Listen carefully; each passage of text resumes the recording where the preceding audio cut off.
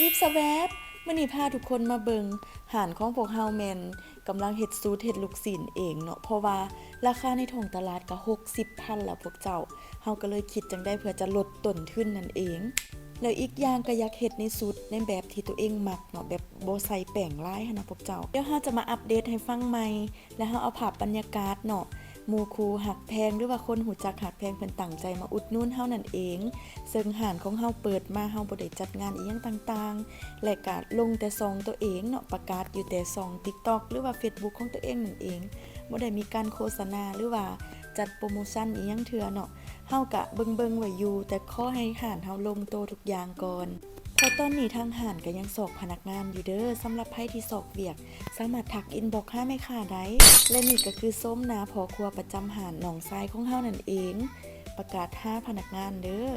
เฮาเฮ็ดทุกอย่างเองเลยเนาะทุกคนเฮาตั้งใจเห็นไผอยู่ไกลอยู่หมอมาซิมเด้อ